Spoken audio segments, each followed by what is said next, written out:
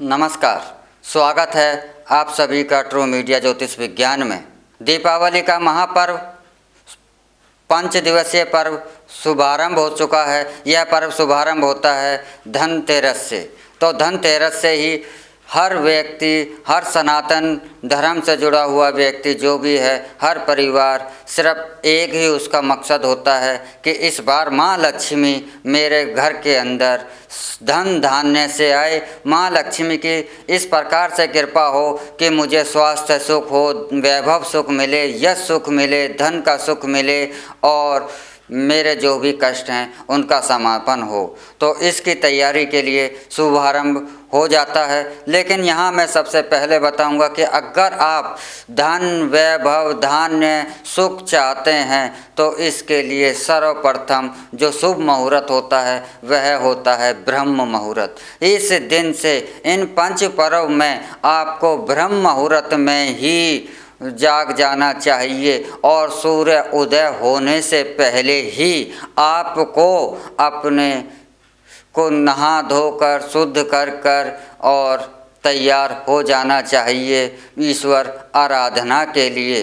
क्योंकि महालक्ष्मी का जो यह पर्व है, यह महाकाल रात्रि का जो यह 5 दिवसीय पर्व है, यह सब कुछ देने में समर्थ है। यह आजीवन जन्मों जन्मों के दोषों को शांत करने में भी समर्थ है। इसी दिन भगवान धन्वंतरि का जन्म हुआ था, इसलिए धन्वंतरि को धन्वंतरि जयंती भी मनाया जाता है। इसी दिन प्राचीन काल में, पुराण काल में जब समुद्र मंथन हुआ था तो भगवान धन्वंतरि अमृत कलश लेकर प्रकट हुए थे। जब वह प्रकट हुए थे तो उनके हाथ में कलश था। इसीलिए आज के दिन, धनतेरस के दिन, कलश रूपी बर्तन को लेना, खरीदना बहुत ज़्यादा शुभ माना जाता है। तो धन्वंतरि पर भगवान धन्वंतरि की जयंती की तो पूजा करी ही जाती है। भगवान धन्वंतरि के साथ सर्वप्रथम श्री गणेश की पूजा करी जाती है और सूर्य आराधना करी जाती है। क्योंकि सूर्य आराधना से ही कोई भी आप तैयारी करते हैं तो सूर्य उदय के साथ ही वह पूजा का आरंभ होता है। सूर्य को आप हृदय से जल दे करके, जल देने के बाद गणेश जी का पूजा करें। पूजा करने के बाद संध्या के समय आप अपना एक चौकी बिछाएं ईशान कोण के अंदर। ईशान कोण में चौकी बिछाकर उस पर लाल वस्त्र बिछाएं, उस पर गणेश जी को स्थापित करें, उनके साथ माता लक्ष्मी को स्थापित करें। उसके बाद आप कुबेर जी को स्थापित करें, क्योंकि कुबेर देव जो हैं वह कोषाध्यक्ष हैं, भगवान शिव के धन के देवता हैं तो और धन देने वाले हैं।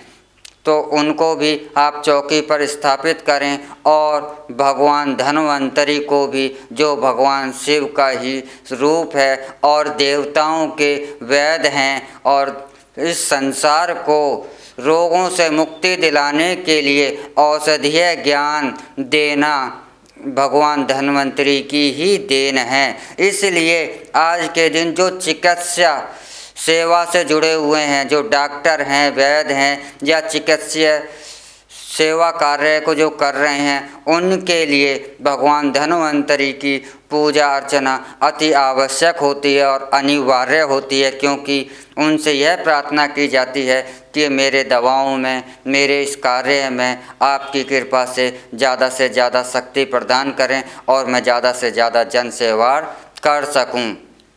तो इस दिन शाम के समय आप बिछाएं ईशान कोण में, और ईशान कोण में बिछाने के बाद आप 5 दीपक उनके सामने प्रज्वलित करें।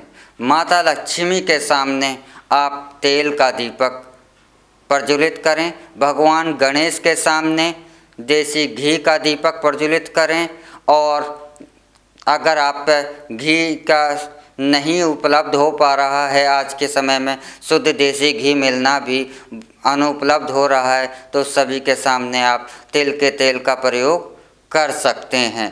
तो उसके बाद आप एक इन दीपों को जलाने के बाद आप हृदय से रोली, कुमकुम, अक्षत इत्यादि से मिष्ठान्नों से उनकी पूजा करें। और जो भी आज आपने खरीदारी करी है धनतेरस के दिन, धनिया हैं, बर्तन हैं या चांदी सोने के सिक्के हैं या जो भी चीज़ आपने खरीदारी करी है, वह माता लक्ष्मी को और सभी देव जो आपने स्थापित किए हैं उनको अर्पित करें और उनका आशीर्वाद प्राप्त करें। और एक दिया आटे का बनाकर उस पर 4 बत्तियां लगाकर घर के मुख्य द्वार पर आप उसे रख दें।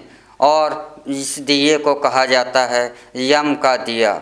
इस दिए को आप रखने से यह प्रार्थना करें कि हमारे घर से आरोग्य का नाश हो, हमारे घर से दरिद्रता का नाश हो, हमारे घर से अकस्मात जो संकट हमारे पास आते हैं उनका नाश हो। इस प्रार्थना के साथ आप अपने घर पर के द्वार पर यह दिया अवश्य ही रखें।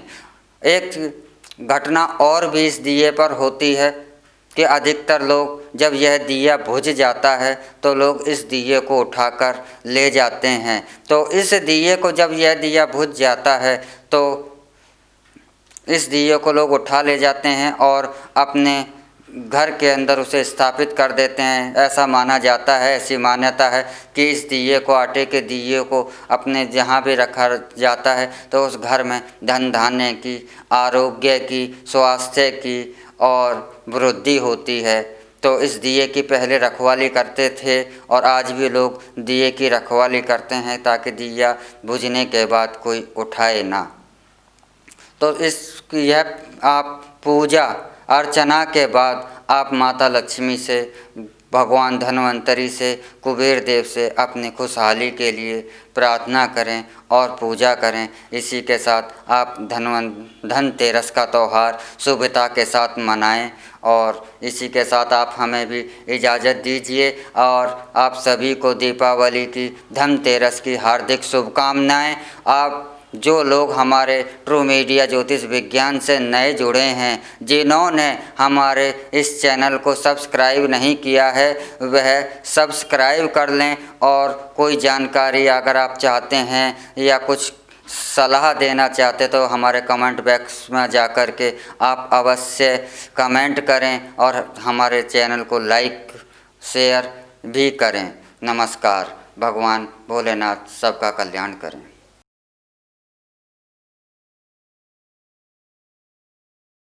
अगर आप ये वीडियो YouTube पर देख रहे हैं तो हमारे चैनल को सब्सक्राइब करें और बेल आइकन को दबाना ना भूलें। अगर आप Facebook पर ये वीडियो देख रहे हैं तो हमारे पेज को लाइक करें।